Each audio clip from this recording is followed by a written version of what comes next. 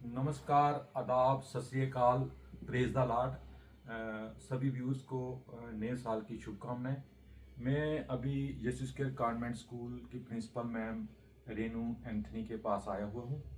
उनसे नए शुभ वर्ष की शुभकामनाएं लेने, उनसे मैसेज लेने और उनसे प्रेयर लेने अमन शांति के लिए।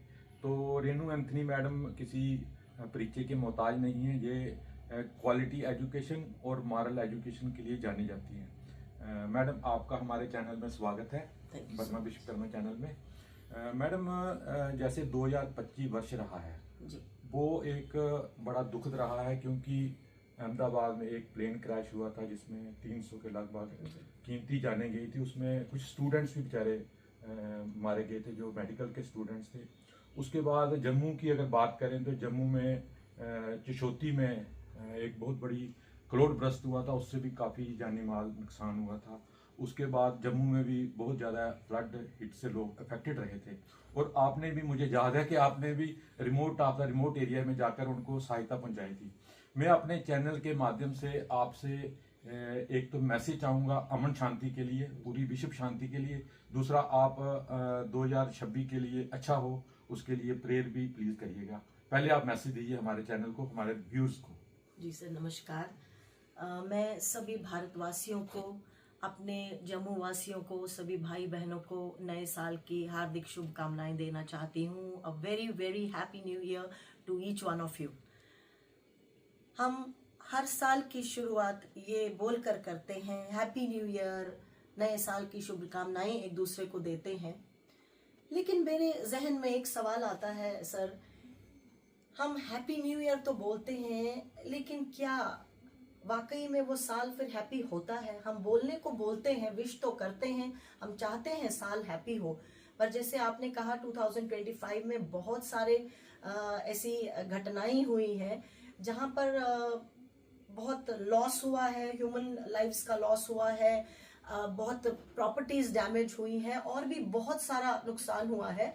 इतना कुछ क्यों हो रहा है? अभी भी हमने एक दूसरे को शुभकामनाएं दी, हैप्पी न्यू ईयर बोला।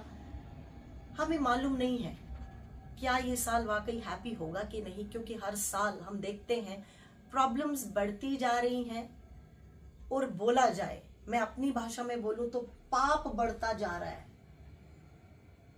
सबसे बड़ा मुद्दा आज का जो हमारे देश में, जो मुझे लगता है, मेरी नजर से अगर मैं देखूं तो ये जो जातिवाद का एक नफरत जो हो गई है, जातिवाद का सिस्टम आगे आ रहा है, हिंदू मुसलमान से, सिख ईसाई से, ईसाई हिंदू से, ये नफरत शुरू हो गई है। तो मैं तो आपसे ही पूछूंगी सर, मुझे बताइए कि ऐसा चलते जहां एक इंसान दूसरे इंसान से नफरत करता है और अपने आप को दूसरे से बेहतर समझता है, ऐसे में ईयर हैप्पी कैसे हो सकता है?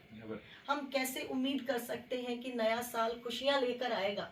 हम मनुष्य ये क्यों भूल गए हैं कि हम सबका सृष्टिकर्ता परमेश्वर एक है, और ये भूलने के कारण हम इतना पाप में फंस गए हैं कि हर मनुष्य एक दूसरे के खून का प्यासा हो गया है।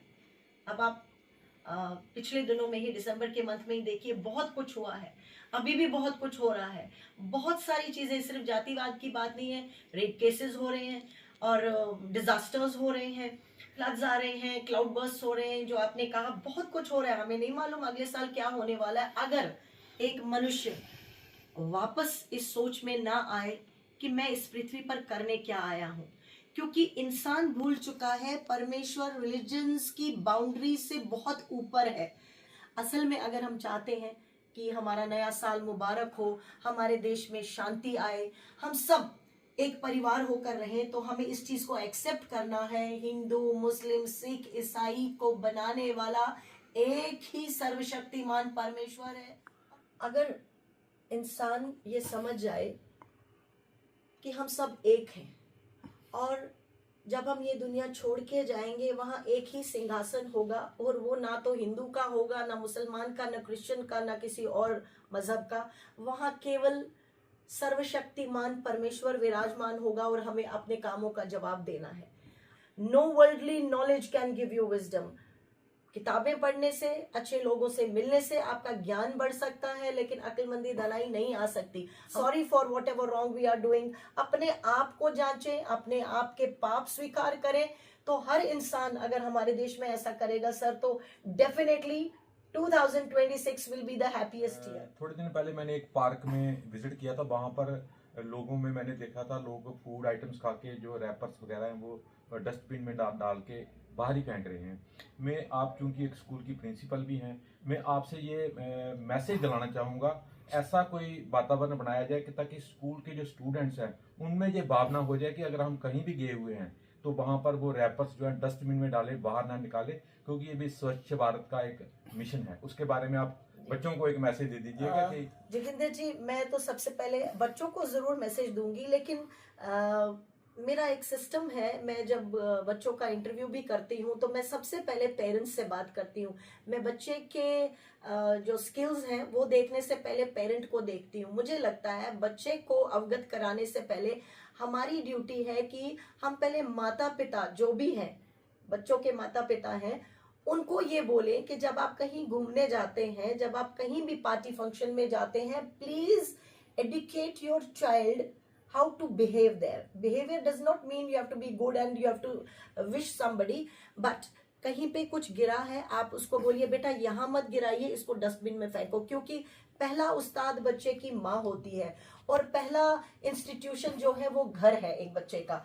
Then it is responsibility of the school, the administrators, the teachers to train the children। क्योंकि हमारे स्कूल में हमारे बच्चे पिकनिक जाते हैं, कहीं जाते हैं तो हमें प्रेज मिलती है कि आपके बच्चे बहुत डिसेंट है मैम, ऐसे बच्चे नहीं देखे। तो हर स्कूल ऐसा कर सकता है अगर हम उनको एक डिसिप्लिन में लाएं, लेकिन उससे भी पहले जरूरत है माँ बाप को शिक्षित करना। हर माँ बाप की जिम्मेदारी है कि घर से संस्कार दें। स्कूलों की ड्यूटीज तो है, लेकिन उससे पहले यदि माँ बाप घर में संस्कार दें तो उनको अकल आएगी कि नहीं हमने क्या करना है। तो मैं चाहता हूं कि आप विश्व शांति के लिए, जम्मू कश्मीर में बीच में आ गया, इंडिया भी बीच में आ गया, विश्व शांति के लिए एक प्रेयर करें ताकि 2026 वर्ष सभी के लिए अच्छा हो।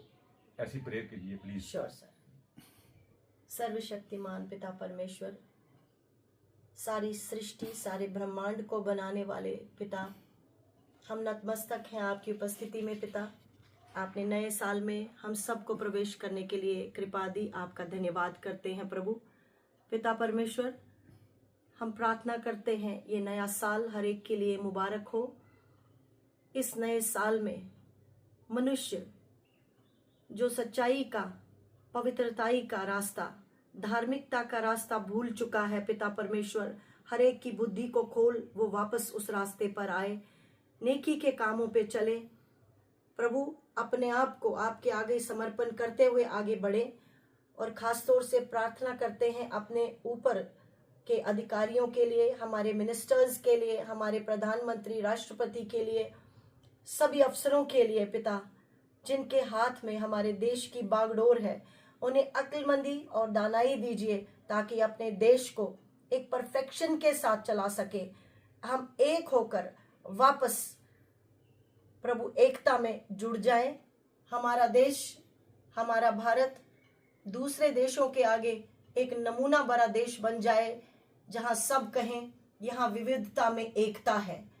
हम सब वापस एक दूसरे के साथ भाई बहन बनकर रहें, एक होकर रहें। पिता परमेश्वर, हमारे अंदर की नफरतों को आप मिटा दीजिए। हम प्रार्थना मांगते हैं सर्वशक्तिमान पिता परमेश्वर के नाम से। हमारी प्रार्थना को सुने और कबूल करें। आमीन। आपका बहुत बहुत आभार प्रकट करते हैं हम अपने चैनल के माध्यम से। एक तो आपने नए साल पे पूरे विश्व शांति के लिए संदेश दिया, दूसरा अमन चैन के लिए एक अपना प्रेयर भी की।